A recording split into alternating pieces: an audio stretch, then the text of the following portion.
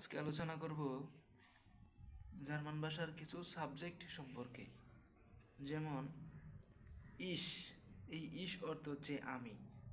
ইংলিশে আমরা যেমন আই, আই অর্থ আমি, ইংলিশে হচ্ছে ইস, ইস অর্থ আমি।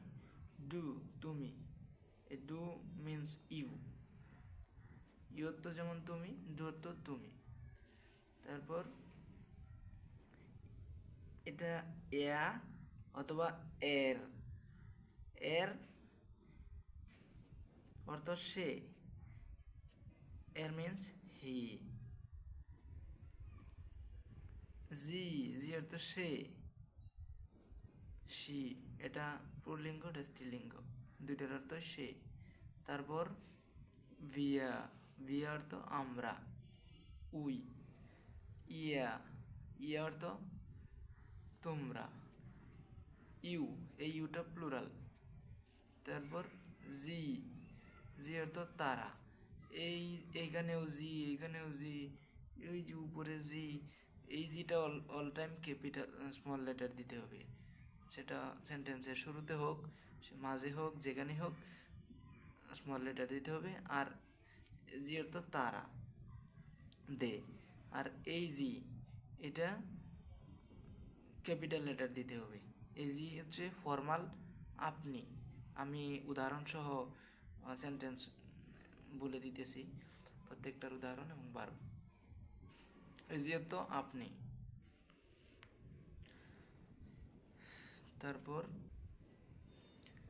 আমরা সাবজেক্ট দেখলাম, এখন বাক্য গঠন সম্পর্কে একটু দেখব। বাক্য গঠন ইংলিশে যেরকম প্রথমে সাবজেক্ট দিতে হয়, তারপরে ভার্ব, তারপরে অবজেক্ট, বাকি কিছু থাকলে দিতে হয়। জার্মান ভাষায় সেম, জার্মান ভাষায় প্রথমে সাবজেক্ট দিতে হয়, এরপরে ভার্ব।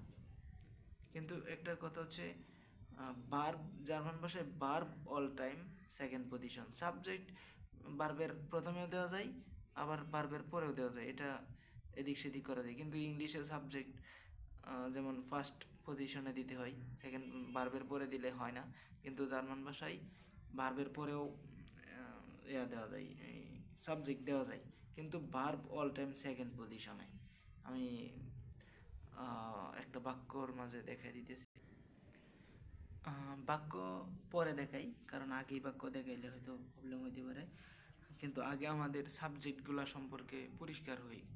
আমি উদাহরণসহ এখানে কয়েকটা বাক্য লিখলাম, এগুলা খুবই সহজ।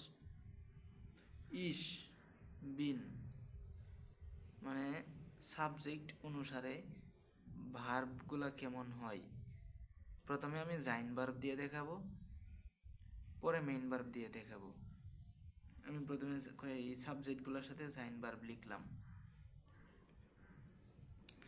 ইস, বিন, এই বিন এর মানে হচ্ছে এম। ঈশ্বর তো আমি, এই বিন মানে am, Aman. Is, is been Aman, I am Aman, আমি হই আমান। আমি বাংলা, ইংলিশ, জার্মান, তিনটায় সেন্টেন্সই দিয়ে দিছি, আপনার বুঝতে সহজ হবে।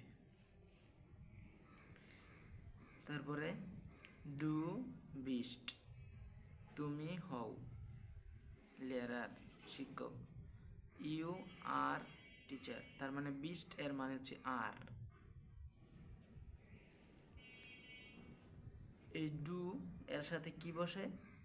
বিস্ট বসে। যেমন ইউ এর সাথে আর বসে, ইউ এর সাথে কিন্তু এম হয় না, ইজ হয় না, ইউ এর সাথে আরই হয়। তেমনি ডু এর সাথে বিস্ট হয়, ডু এর সাথে বিন হয় না, ডু এর সাথে ইস্ট হয় না।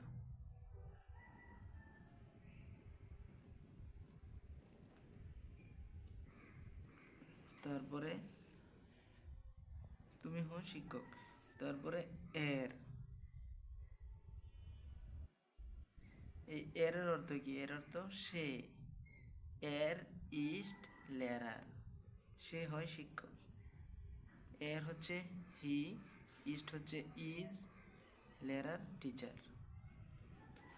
হি ইজ টিচার, এখানে আমি এর ইস্ট আইন টিচার দেওয়ার দরকার ছিল, কিন্তু আইন দেইনি, কারণ পরে আবার আপনি ঝামেলা বাঁধাইতে পারেন যে আইন হবে না আইনে হবে, কাইনে হবে না কাইনে হবে, এই জন্য আইন দিই না, এটা পরের টপিক। আপাতত সাবজেক্ট আর সাবজেক্টের সাথে ভার্বের যে কনিগাসিয়ন সেটা শিখেন আর্টিকেল পরে। তারপর জি ইস্ট লেরারিন, এই জি অর্থ সি, সে স্ত্রীলিঙ্গ। জি ইস্ট লেরারিন, নাউনের সাথে ইএন যোগ করে স্ত্রীলিঙ্গবাচক শব্দ করা যায়। শি ইজ টিচার, সে হয় শিক্ষক। এখানে মূলত আর কি সাবজেক্টের সাথে জাইন ভার্বের কনিগাসিয়ন শিখতেছি আমরা। তারপরে বিয়া জিন্ড, বিয়া জিন্ড, আমরা হই, এই জিন্ড অর্থ আর,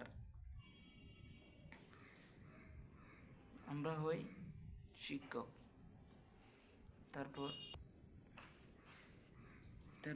ইয়া, ইয়া জাইড, ইউ আর, তোমরা, এই ইউটা হচ্ছে প্লুরাল, তোমরা, ইউ অর্থ তুমি, ইউ অর্থ তোমরা, দুইটাই হয়, কিন্তু জার্মান ভাষায় আলাদা আলাদা। ইয়া তোমরা, জাইড হচ্ছে আর, অর্থাৎ আমার এখানে এটা আলাদা দেওয়ার দরকার হচ্ছে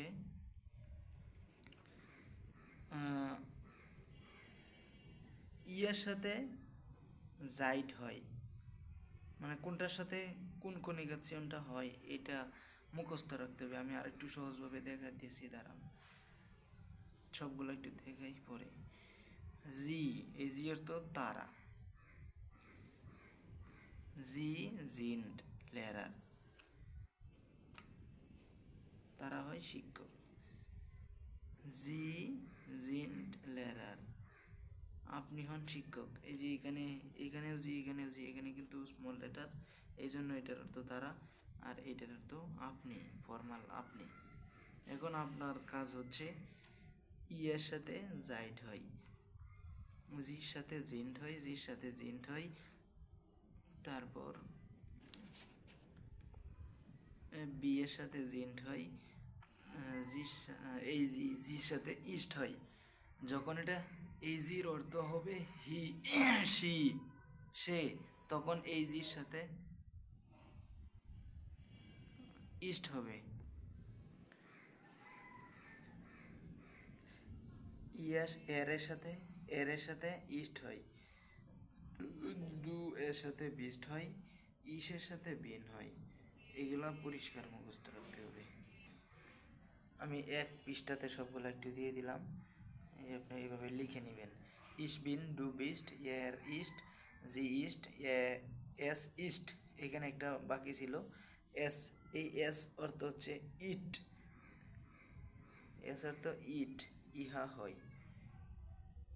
ইস্ট মানে ইজ, ইস্ট এর মানে হচ্ছে ইজ, এটার মানে হচ্ছে আর, এটা আর, এটা আর, এদিকে আর, এগুলো প্লুরাল। আর এটার মানে ধরে নেবেন এম,